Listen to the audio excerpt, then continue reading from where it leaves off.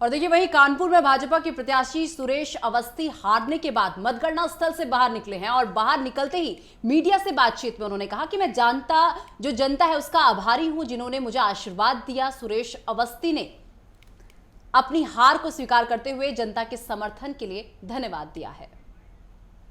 वोटों में जो हम लोग सोच रहे थे कि बंटवारा नहीं होगा, लेकिन हिंदू वोटों में बंटवारा हुआ है। हाँ, तो वही हमारी आगे अभी रिजल्ट आने वाला है। हाँ, उसी में हिंदू वोटों में बंटवारा नहीं होता। हाँ, तो कटोगे बटोगे जैसे नारों से क्या लगता है आपको, हिंदू एकजुट नहीं हुआ? अब इस विषय पे तो नहीं कह सकते। क्या हिंदू वोट को नहीं मिले हैं? अब ये तो नहीं कह सकते, लेकिन कहीं ना कहीं कमी लगेगी। तो आप अपनी हार सीधा मोदी स्वीकार कर? अभी तो करीब तो मान के चलिए कि आखिरी राउंड बची रह गया था, 20वां राउंड। 20वां राउंड का रिजल्ट नहीं आ पाया। और देखिए लगातार जनता का जो फैसला है वो आ चुका है। ये तस्वीरें आपको दिखा रहे हैं महाराष्ट्र में किस तरीके से जश्न का माहौल है। महाराष्ट्र बीजेपी मुख्यालय की बात करें तो वहां पर भी लगातार जो है बीजेपी कार्यकर्ता उत्साह के साथ भरे हुए दिखाई दे रहे हैं। कहा जा रहा है कि प्रधानमंत्री नरेंद्र मोदी भी आज शाम 7 बजे महाराष्ट्र पहुंच सकते हैं, क्योंकि बड़ी जीत महाराष्ट्र में हुई है, जनादेश जनता का मिला। और ऐसे में जो खुशी है बीजेपी कार्यकर्ताओं में, वो एक अलग ही खुशी कहीं ना कहीं देखने को मिल रही है। और तस्वीरें भी आपको दिखा रहे हैं, आप देख पा रहे हैं किस तरीके से जो है बीजेपी मुख्यालय पर भारी भीड़ कार्यकर्ताओं की देखी जा रही है। और ऐसे में सभी लोग उत्साह से भरे हुए नजर आ रहे हैं, क्योंकि आज का दिन बेहद महत्वपूर्ण हो जाता है। आज फैसले की घड़ी है और फैसला जनता ने कहीं ना कहीं सुना दिया है। जो देखिए बाकी की जो राजनीतिक पार्टियां हैं लगातार चुनावी प्रचार प्रसार में कहते हुए नजर आई थी कि हमने जनता से जुड़े मुद्दे उठाए हैं, लेकिन फैसला सबके सामने है। बिल्कुल। और दीपिका देखिए किस तरीके से जश्न की तस्वीरें जो है एक के बाद एक जो है आना शुरू हो चुकी हैं और कहीं ना कहीं महाराष्ट्र की जो जीत है वो ऐतिहासिक बन जाती है, क्योंकि इस तरीके का प्रचंड बहुमत जो है महायुति को मिलेगा ये शायद किसी ने अंदाजा नहीं लगाया होगा। क्योंकि लोकसभा का अगर आप चुनाव देखती हैं तो उसमें देखिए कि किस तरीके से लोकसभा का जो परिणाम था वो बिल्कुल विधानसभा के परिणाम से बिल्कुल अलग था।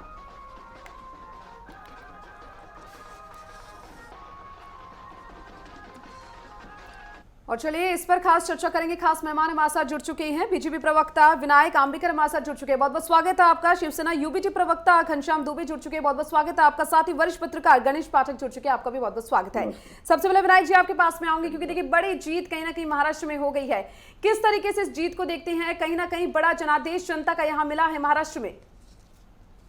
हमारे भारतीय जनता पार्टी और शिवसेना और अजित पवार की राष्ट्रवादी कांग्रेस, इस गठबंधन ने जो अच्छा काम किया है, गए 2.5 साल में हमने जो विकास की दिशा दिखाई है उस दिशा पर जनता ने भरोसा रखकर हमारे विकास के एजेंडा को पूरा बहुमत दिया है। और ये एक तरफा निकाल दिया है, जिसमें कांग्रेस के उबाटा शिवसेना के, राष्ट्रवादी कांग्रेस के जितने भी घमंडी स्टेटमेंट थे, जितने भी घमंडी नेता थे जो बहुत बड़ी बड़ी बातें कर रहे थे, उन सबको मिट्टी में मिला दिया है। और हम जनता का जो आशीर्वाद है उसको विनम्रता से स्वीकार करते हैं और जनता के लिए जो डेवलपमेंट का एजेंडा चाहिए वो सामने हमारे तैयार है। उस एजेंडा को लेके हम आगे जाएंगे। चलिए ठीक है। घनश्याम दुबे जी आपके पास मैं आऊंगी, लेकिन उससे पहले बुलेटिन में वक्त एक छोटे से ब्रेक का। ब्रेक के बाद फोन हाजिर होता है।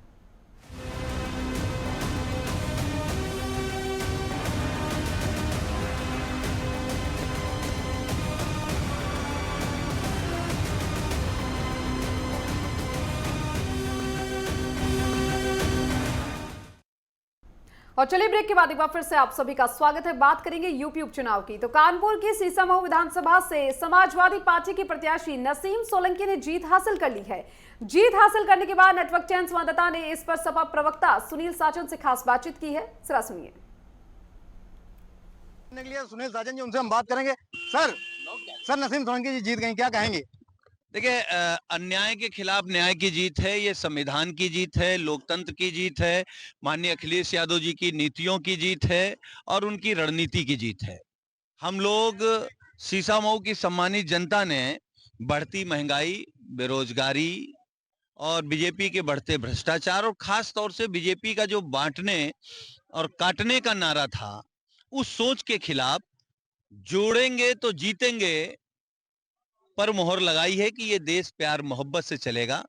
हिंदू मुसलमान की एकता से चलेगा, गंगा जमुना तहजीब से चलेगा, ये नफरत से नहीं क्या चलेगा। लगता है पीडीए ने पूरा साथ दिया? और जिस तरीके से मुख्यमंत्री दो बार कानपुर में आए हैं सीसामऊ सीट को लेकर अपना प्रचार करने, और उन्होंने नारा भी दिया था कि बटोगे कटोगे, तो क्या इसका असर कानपुर की जनता पर गलत पड़ा? देखिए, संविधान की जीत पीडीए की जीत है, ये भी जीत पीडीए की है। एक तरफ पीडीए के दुश्मन है, एक तरफ पीडीए है, तो जीतेगा तो पीडीए ही। क्या लगता है 2027 में अब कैसी रणनीति देख रहे हैं? पीडीए की सरकार, माननीय अखिलेश यादव जी मुख्यमंत्री, पूर्ण बहुमत से। भारतीय जनता पार्टी 50 सीट के नीचे। बहुत बहुत धन्यवाद हमसे बात करने के लिए। ये थे हमारे साथ सुनील साजन, जिन्होंने साफ तौर से कहा कि पीडीए की एक बार फिर जीत हुई है। अपने सहयोगी के साथ दीपक सिंह, नेटवर्क 10 कानपुर।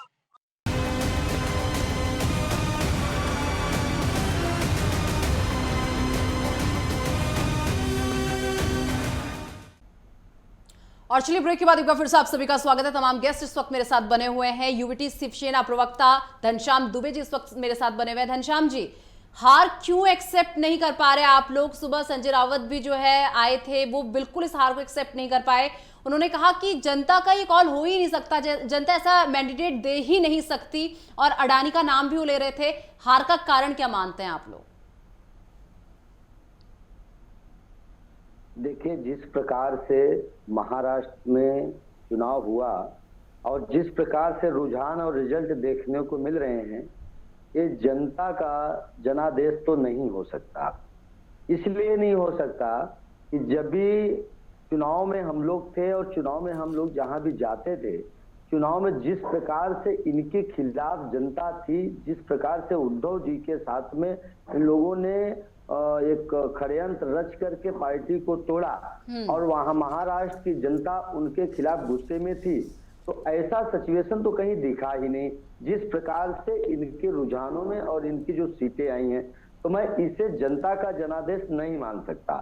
फिलहाल जिस प्रकार ये सारे जो जनादेश मिला है, कि हमें तो ऐसा प्रतीत होता है कि यह जनादेश मशीनरी जिसके अधिकार क्षेत्र में है उसी हिसाब से मिला है। आप पहले भी आप देखे होंगे इस सर्वे से लेकर के महाराष्ट्र की जनता जिस प्रकार से इन लोगों को नकार रही थी, जिस प्रकार से इन लोगों को खूबियों को जान करके और अपने जो भी जहां पर भी सर्वे लोग करते थे, जहां पर भी हम लोग जाते थे, लोग यही बोला करते थे कि सर क्यों नहीं हो सकती आपकी हार? मुझे बस आप इतना बताइए, क्यों नहीं हो सकती आपकी हार? क्या जनता आपके कान में आकर ये बोल के गई थी नहीं हम आप ही को ही जिताने वाले हैं? जिस कॉन्फिडेंस से आप लोग ये बोल रहे हैं कि हम इस हार को एक्सेप्ट नहीं कर पा रहे, क्या जनता आपके कान में आकर ये बोल के गई थी कि हमें आप ही को जिताने, देखना आप ही जीतेंगे? और अचानक से फिर एकदम मशीनरी का यूज अब आप कर रहे हैं कि मशीनरी होती है जिनके अधिकार क्षेत्र में आ रही है, उसकी वजह से ये सारी चीजें हुई हैं। मैडम जिस प्रकार से सत्ता के अनुकूल सारी संस्थाएं हैं, जिस प्रकार से आज जनादेश दिखाई दे रहा है, जिस प्रकार से जनादेश उनको मिलता है, झारखंड में क्यों नहीं हुआ? इस प्रकार से लोकसभा आर यू सर, एक मिनट विनायक जी, एक मिनट सर, एक मिनट। झारखंड में क्यों नहीं हुआ फिर, अगर यही सब चीजें होती तो? झारखंड में देखिए, झारखंड में इसलिए नहीं हुआ कि झारखंड का एक अलग राज्य है और उसका अलग एक विचारधारा है, उसमें वहां नहीं हुआ, लेकिन महाराष्ट्र में हुआ। महाराष्ट्र में क्यों? इतने बड़े राज्य में 288 सीट को लेकर के वहां नहीं किए लोग। यहाँ यही तो इनका काम है, एक जगह छोटा राज्य छोड़ने का और बड़े राज्य को इस प्रकार से जनादेश दे करके सारी पार्टियों को अलग अलग करने का। तो इनका एक षड्यंत्र है और मैं इसे जनता का जनादेश नहीं मान सकता। फिलहाल अगर उनको जनादेश मिला है तो इस लोकतंत्र में जनता जनार्दन है। और पहले तो आप लोग हाथ जोड़ते हैं जनता के बीच में जाकर, हम आपसे अपील करते हैं आप लोग जाइएगा और अपने वोट का इस्तेमाल कीजिएगा। जब जनता अपना जनादेश सुना देती है उसके बाद आप इस तरीके की बातें करते, कहते हैं कि हम जनता का जनादेश ही नहीं मानते। ये कौन सी बात हुई सर? जनता का जनादेश इस प्रकार का है ही नहीं, तो हम उसको माने कैसे?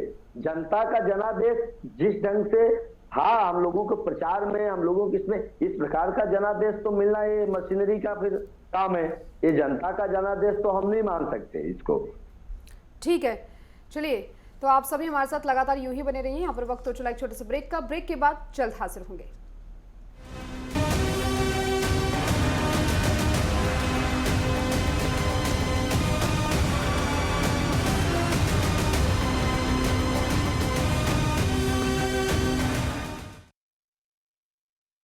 और चलिए ब्रेक के बाद एक बार फिर से आप सभी का स्वागत है और तमाम जो खास मेहमान है वो हमारे साथ लगातार बने हुए हैं। गणेश पाठक जी, वरिष्ठ पत्रकार, आपके पास मैं आना चाहूंगी। गणेश पाठक जी, देखिए आपने सुना घनश्याम जी कह रहे हैं कि ये जो जनादेश कहीं ना कहीं जनता का मिला है वो स्वीकार नहीं करेंगे, लेकिन दूसरी ओर झारखंड में कहीं ना कहीं इंडिया जो है वो जीतता हुआ नजर आ रहा है। ऐसे में ये जो दोनों स्टेटमेंट है किस तरीके से इनका विश्लेषण करना चाहेंगे? क्योंकि देखिए एक तरफ झारखंड की बात करें, झारखंड के अंदर इंडिया गठबंधन जो है वो बढ़त बना रखा है, लेकिन महाराष्ट्र में महायुति की सरकार बनने जा रही है।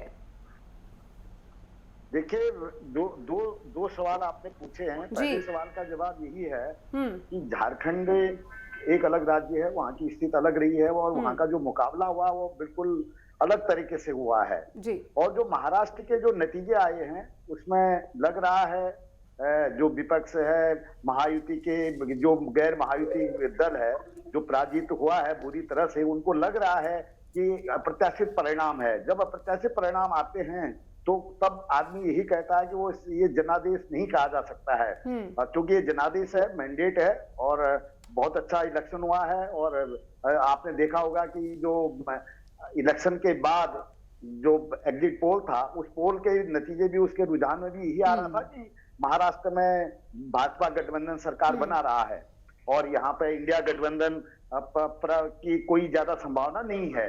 तो अब इसको देखने की जरूरत है कि इलेक्शन में मशीनरी का सवाल उठा रहे हैं, तो मशीनरी के सवाल पर भी देखने की जरूरत है कि जब आप पराजित हो रहे हैं तो उस परिप्रेक्ष्य में ही अगर आप ये कहते हैं कि साहब ये मशीनरी का है तो ये थोड़ा हास्यास्पद है।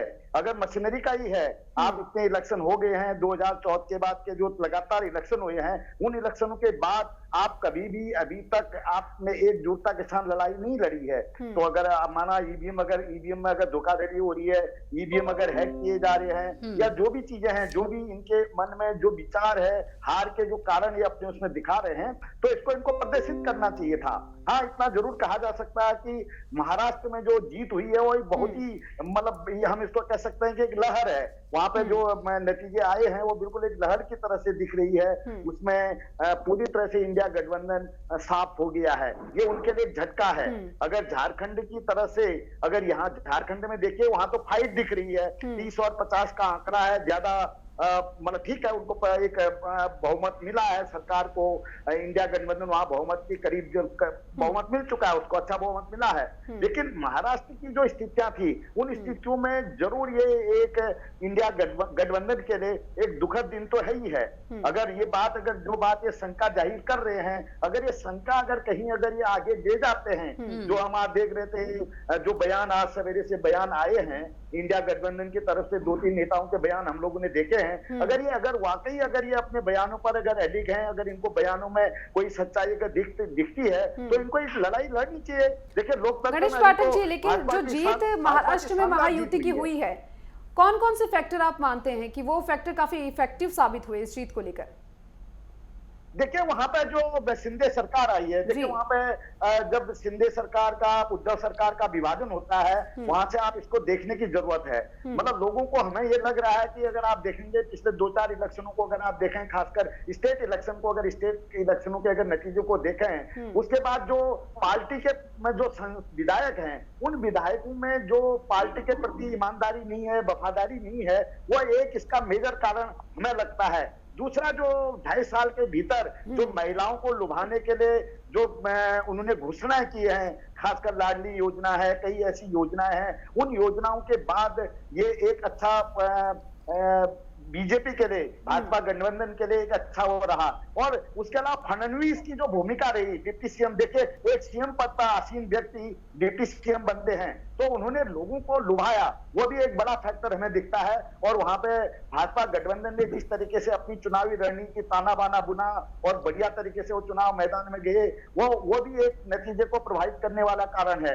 हमें लगता है कि मतदाताओं को ये लगा, ये विश्वास हुआ कि अगर आज भी अगर हम इनको जिता देते हैं तो उसके बाद कल फिर विभाजन होगा। हो सकता है विभाजन भी एक कारण रहा हो। अभी चूंकि ये सतही तौर पर है, अभी इस पर ज्यादा कहने की हम इस किसी एक नतीजे पर नहीं जा सकते हैं, लेकिन कारण ऐसे हैं कि जी जी ठीक है सर, वापस आपके पास मैं लौटूंगी। मतलब हम जो देखें कि कुछ कारण ऐसे हैं कि जो भाजपा गठबंधन की जीत पर जीत ठीक के है सर। कारक थे, और आज भाजपा के बढ़िया दिन है। ठीक है और गणेश भाजपा पाठक जी, को विनायक जी अब बहुत सीधा अच्छी आपके पास बधाई आते दी। हुए, विनायक जी अगर आपने घनश्याम दुबे जी को सुना होगा तो वो कह रहे देखिए जनता का जनादेश तो हो ही नहीं सकता। पहली बात वो कह रहे हैं ये इनकी मशीनरी का, इनकी जो मशीनरी है उसकी जीत है, ये जनता की जनादेश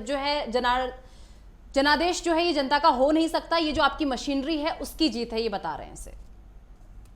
ये बौखला गए हैं अपने पीछे हाट से, अपने ये हार से।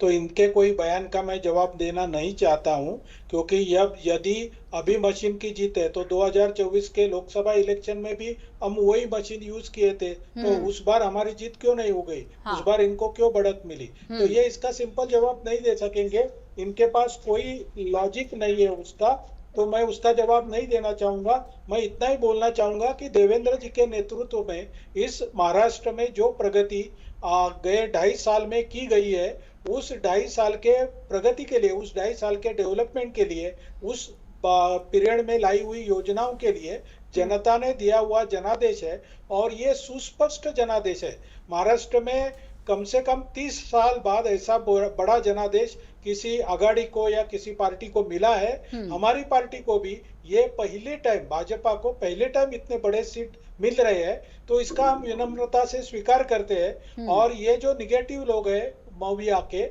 उनके तरफ हम कोई ध्यान नहीं देंगे, हम हमारे विकास कार्य में जरूर जुट जाएंगे। इतना ही मैं आपको बोल ठीक सकता है हूं। घनश्याम दुबे जी, जरा आप सवाल का जवाब दीजिए। वो कह रहे हैं यही मशीन तो उस समय भी लगी थी जब लोकसभा के इलेक्शन के रिजल्ट्स आए थे, तब ये मशीन अच्छी हो गई आप लोगों के लिए, क्योंकि तब आपके पक्ष में रिजल्ट आ गए तो ये मशीन अच्छी हो गई। अब आपके पक्ष में रिजल्ट नहीं आए तो अब ये मशीनरी जो है इनकी हो गई, ये कैसे हो सकता है? और ईवीएम की जहां तक बात रही सर, इतनी टाइट सिक्योरिटी वहां पर रहती है, इतने लेयर की सिक्योरिटी वहां पर लगाई रहती है, उसके बाद आप लोग इस तरीके के सवाल उठाते हैं। इलेक्शन कमीशन खुद सामने आकर बहुत बार इसका जिक्र भी कर चुका है, आप कैसे इस पर सवाल उठा सकते हैं? इतनी टाइट सिक्योरिटी वहां पर रहते हैं, सीसीटीवी कैमरे वहां पर लगे रहते हैं, उसके बाद भी आप कहते हैं कि ईवीएम में खोट है। देखिए, भारतीय जनता पार्टी जो है झूठी पार्टी है। जब ये सत्ता में रहती है सारी संस्थाएं इनके अनुकूल हुआ करती हैं। इसका एक एग्जाम्पल है, जब पार्टी इन्होंने तोड़ा, जब भी उद्धव साहब की पार्टी शिवसेना इन्होंने तोड़ा, तोड़ने के बाद इन्होंने ही सिंबल इनका नया दिया, और उनका सिंबल वही चुनाव आयोग उनका सिंबल धनुष बांध दिया। तो हम ऐसे कैसे नहीं मान सकते कि संस्थाएं उनके अनुकूल नहीं हो सकती हैं। उन्होंने अपने नए सिंबल के साथ चुनाव लड़ा, और वो अपने पुराने सिंबल के साथ चुनाव लड़ते हैं जो बाला साहब ठाकरे की बनाई शिवसेना थी।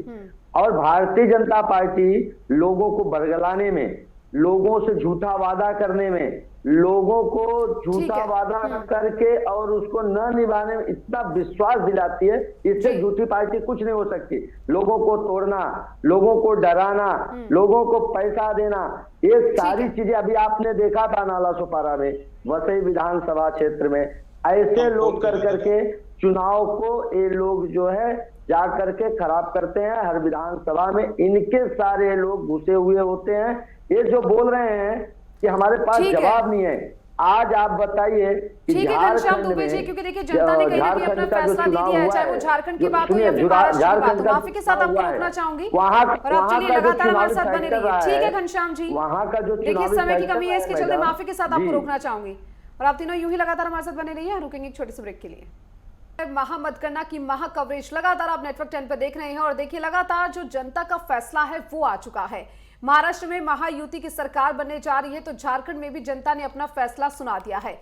महाफैसला महाराष्ट्र के लिए आया है, जहां पर 200 से ज्यादा सीटों पर कहीं ना कहीं महायुति जो है वो सरकार बनाने जा रही है। और अगर झारखंड की बात करें तो झारखंड में इंडिया गठबंधन आगे चल रहा है, और इंडिया गठबंधन अपनी सरकार बनाने के लिए जा रहा है। और चलिए, जो तमाम गेस्ट हैं वो लगातार हमारे साथ बने हुए हैं, उनका जरा रुख करते हैं। गणेश पाठक जी वरिष्ठ पत्रकार लगातार बने हैं। गणेश पाठक जी, देखिए जिस तरीके से रिजल्ट जो है वो सामने आ रहे हैं, और उसके बाद से देखा जा रहा है कि एक एक करके जो बयानबाजी है वो भी हो रही है। एकनाथ शिंदे का बयान आया है कि तीनों पार्टियां मिलकर सीएम का चेहरा जो है वो तय करेंगी। इसको किस तरीके से देखा जा सकता है, क्योंकि कहीं ना कहीं चाहे बात महायुति की हो या फिर एमवीए की बात हो, दोनों के बीच में असमंजस की स्थिति थी सीएम चेहरे को लेकर।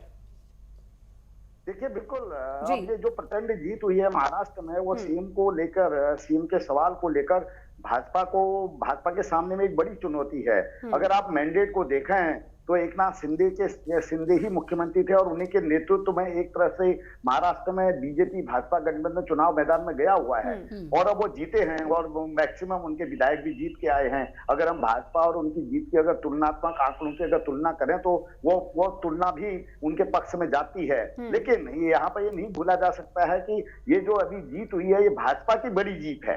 अगर हम जनादेश का अगर हम निहितार्थ अगर निकालें और इसका अगर हम अर्थ अगर देखें कि मतलब भावी भविष्य क्या है, तो लोगों ने भाजपा को ज्यादा लाइक किया है और भाजपा के पक्ष में ये मतदान गया है और जो रिजल्ट बता रहा है उसके आधार पर लोग भाजपा का सीएम चाहते हैं। यानी कि अब देवेंद्र फडणवीस और एकनाथ शिंदे के बीच में जो है एक को तय करना होगा कि आप मुख्यमंत्री का चेहरा किसको बनाएंगे।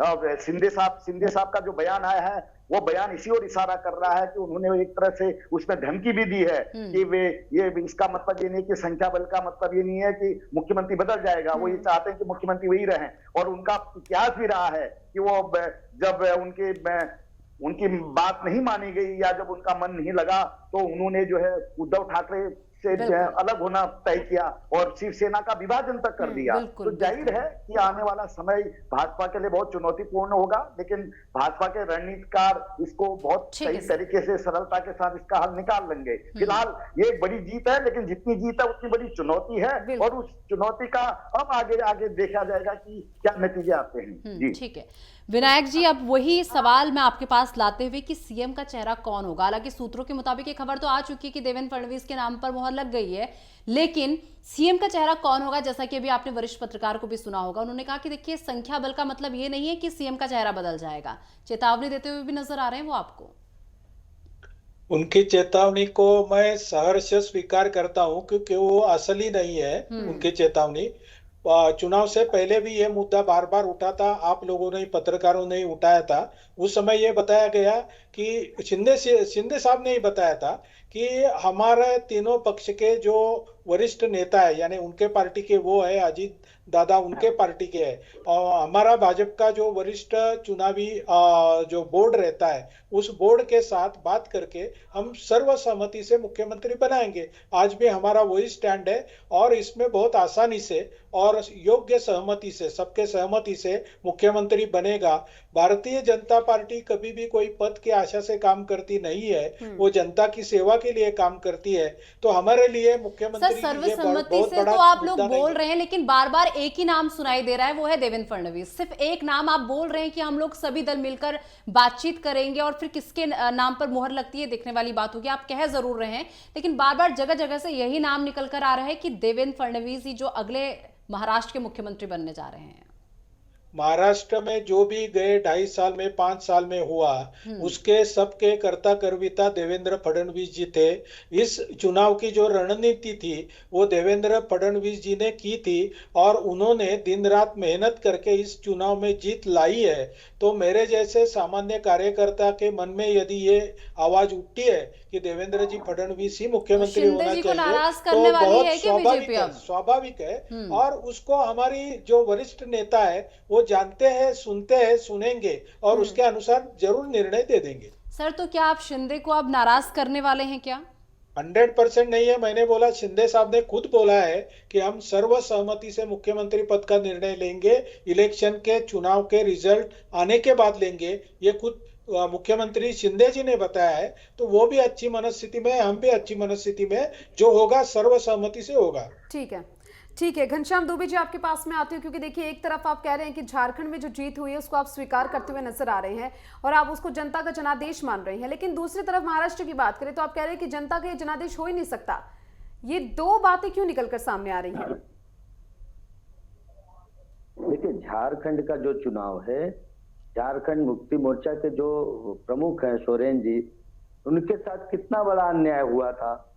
उनको जेल में डाला गया, उनके परिवार के साथ कितना दुर्भाग्यपूर्ण व्यवहार। तो क्या लगता है फिर आपको सिंपैथी फैक्टर था ये जनता का? वहां पर तो क्या जनता का सिंपैथी फैक्टर था ये झारखंड में?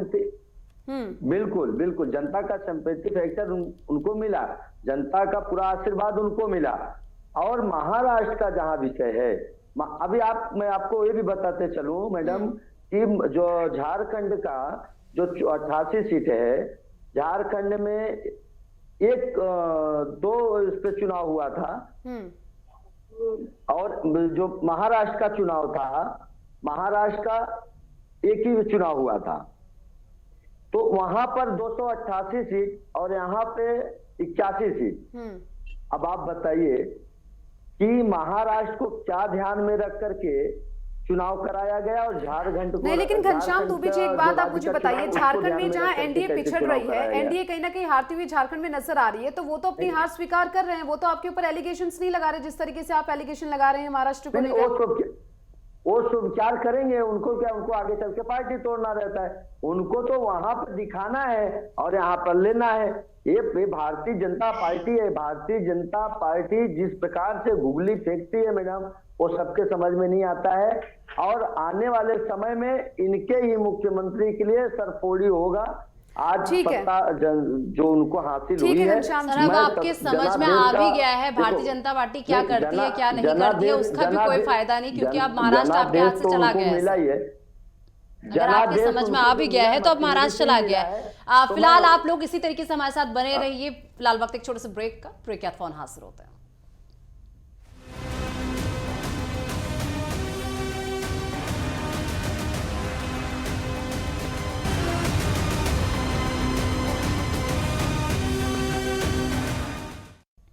और चलिए ब्रेक के बाद एक बार फिर से आप सभी का स्वागत है। तो देखिए जिस तरीके से जनता ने अपना आशीर्वाद दिया है, इससे अब लगभग जो है स्थितियां भी क्लियर हो चुकी हैं कि किस राज्य में किसे आशीर्वाद मिला है। चलिए लगातार सारे गेस्ट हमारे साथ बने हुए हैं। गणेश पाठक जी, सीधा आपके पास आते हुए अब जरा मैं महाविकास अघाड़ी की बात आपसे करूंगी। तो देखिए महाविकास अघाड़ी आपको क्यों लग रहा है कि क्यों ये एक्सेप्ट नहीं कर पा रहे? अभी भी जो है इन्हें लग रहा है कि नहीं, ऐसा नहीं हो सकता, ये जनता का जनादेश हो ही नहीं सकता, ऐसा क्यों मान रहे हैं लोग?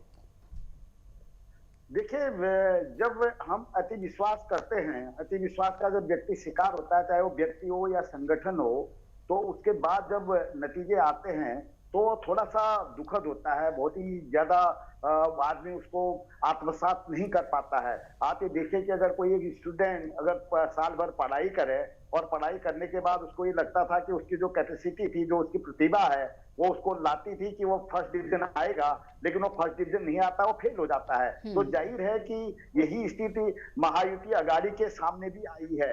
अब आप ये देखिए कि शिवसेना का विभाजन होता है और विभाजन के बाद जहां उनको लगता था कि सहानुभूति हमें मिलनी चाहिए थी, वो सहानुभूति वो नहीं बटोर पाए हैं। जैसे कि झारखंड में अभी उनका स्टेटमेंट आ रहा था कि वहां पे लोगों के बीच में उनके पक्ष में माहौल बना, तो उनको एक सहानुभूति का फायदा मिला। तो देखिए कि महाराष्ट्र की जो सिचुएशन थी, जो हालात थे, उस हालात के आधार पर उनको लग रहा था कि इस बार उनकी सरकार बनेगी।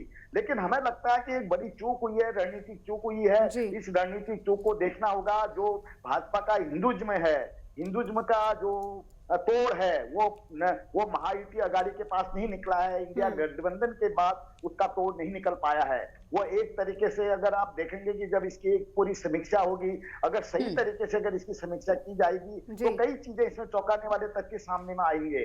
क्योंकि जो एंटी इनकम्बेंसी थी, जो शिंदे के खिलाफ एंटी इनकम्बेंसी जानी थी, पार्टी तोड़ने का जो उन पर आरोप लगा था, वो कहीं भी जो है कहीं भी महायुति गठबंधन जो है, इंडिया गठबंधन, उसको कहीं भी कैच नहीं करा पाया है। तो जाहिर है कि अभी उनके सामने में आज उनके लिए बहुत दुख भरा दिन है, और इस दुख भरे दिन में वो इसको स्वीकार नहीं कर पा रहे हैं। तो इसमें ज्यादा आश्चर्य की बात नहीं है, लेकिन क्योंकि ये एक इलेक्शन, ये आप एक पॉलिटिकल पार्टी है और जनादेश आया है, आपको एक नफातुला एक अच्छा बयान देना चाहिए। अगर आप ये कहेंगे कि साहब हम इसको जनादेश मानने से अस्वीकार करते हैं।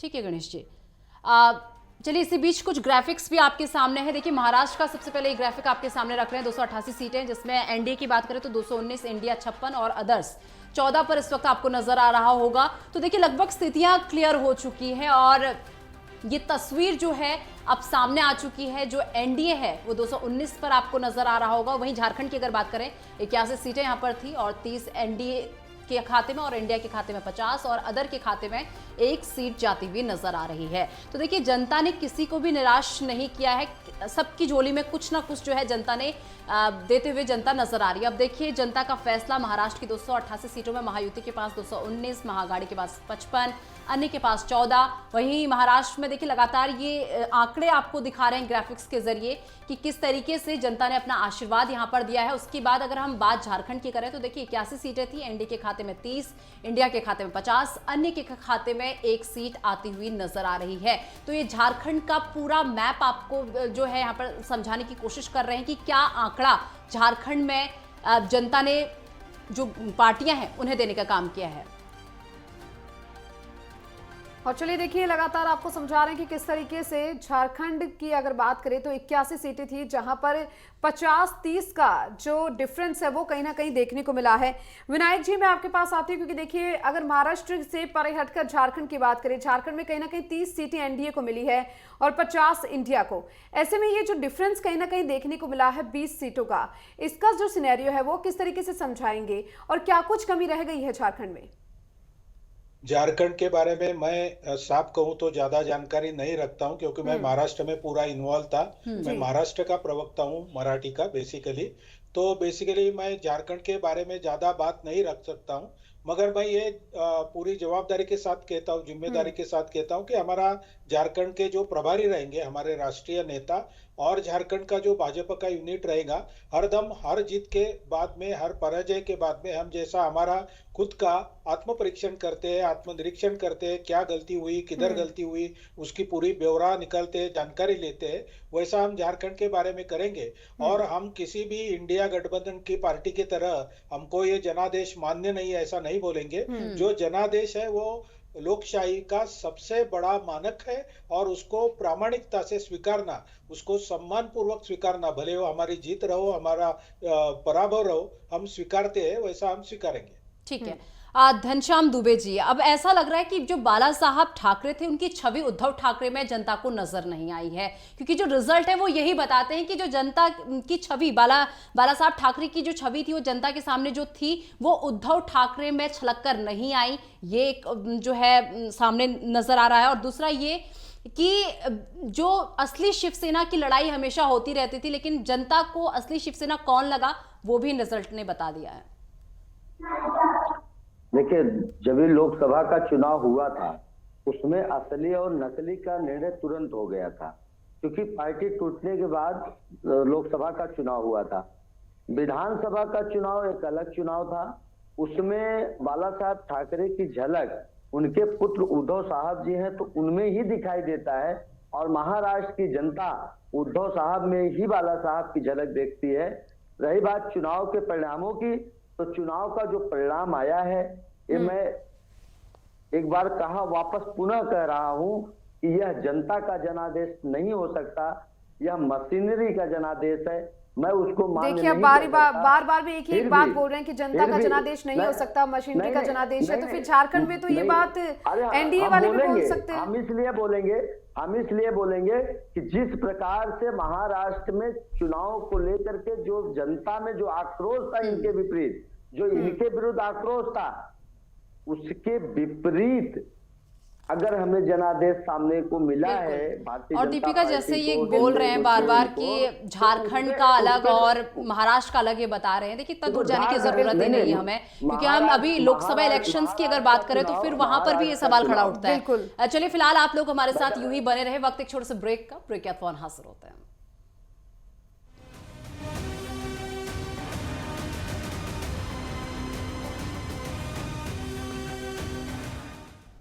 और चलिए ब्रेक के बाद एक बार फिर से आप सभी का स्वागत है। तमाम गेस्ट इस वक्त हमारे साथ बने हुए हैं। गणेश पाठक जी, सीधा आपके पास आते हुए, देखिए ये तो हमें मानना पड़ेगा कि मुद्दे अलग अलग होते हैं, चाहे वो लोकसभा के हो चाहे विधानसभा के हो, क्योंकि देखिए लोकसभा का जो रिजल्ट रहा वो किस तरीके से महाविकास अघाड़ी के पक्ष में था, वहां पर क्या मुद्दे थे, तो हम ये कह सकते हैं कि मुद्दे अलग होते हैं, क्योंकि लोकसभा के बाद आप देखिए अभी ज्यादा टाइम नहीं हुआ और तुरंत रिजल्ट जो है पलट जाते हैं, तो मुद्दों में डिफरेंस होता है। सर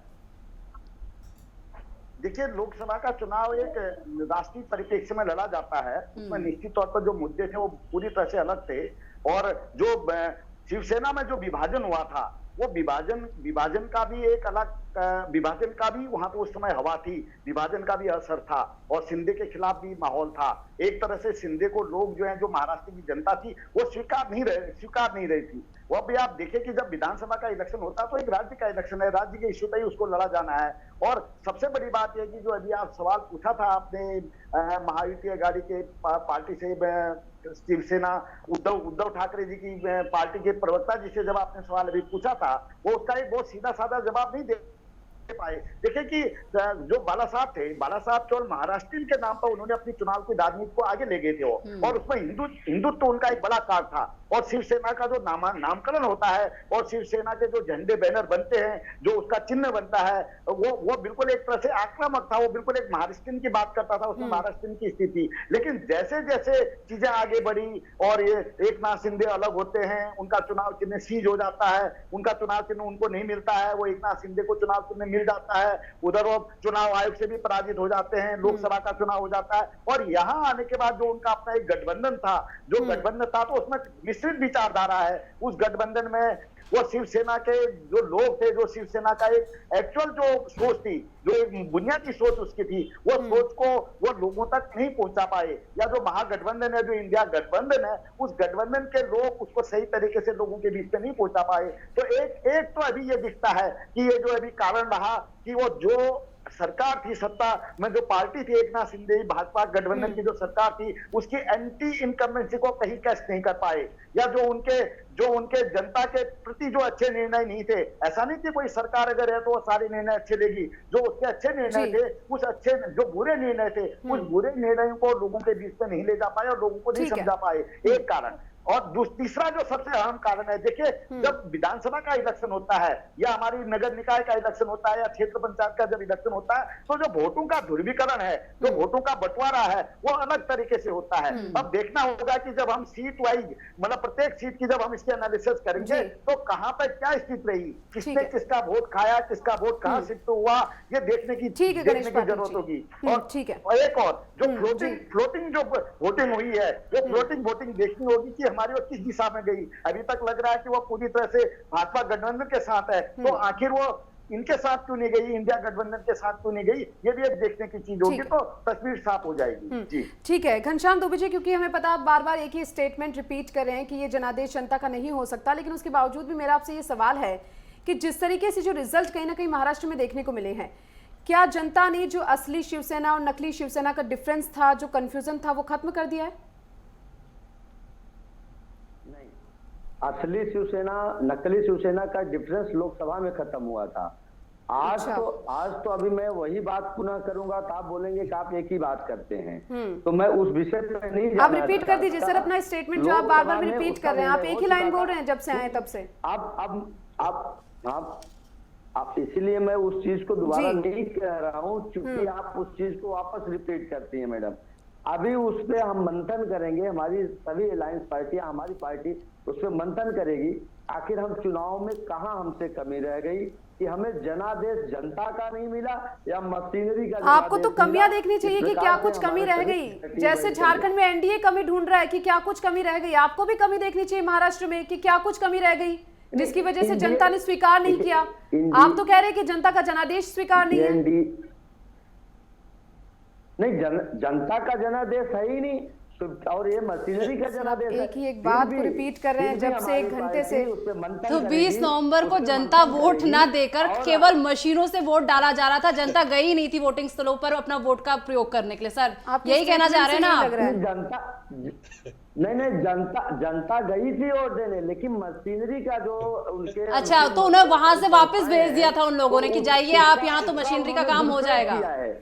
मैडम आप उनका दुरुपयोग हुआ है, मशीनरियों का ठीक है घनश्याम जी, संस्थाओं का दुरुपयोग हुआ है। अगर ठीक है, देखिए समय की कमी है उसके चलते झारखंड में एनडीए आपको बीच में रोकना चाहूंगी। ठीक है घनश्याम जी, चलिए, भारतीय जनता पार्टी चाल है। चलिए माफी के साथ आपको रोकना चाहूंगी। फिलहाल बहुत शुक्रिया आप सभी का हमारे साथ जुड़ने के लिए और इस पूरे मुद्दे पर हमारे साथ चर्चा करने के लिए। और बुलेटिन में वक्त एक छोटे से ब्रेक का, ब्रेक के बाद फोन हाजिर होता है।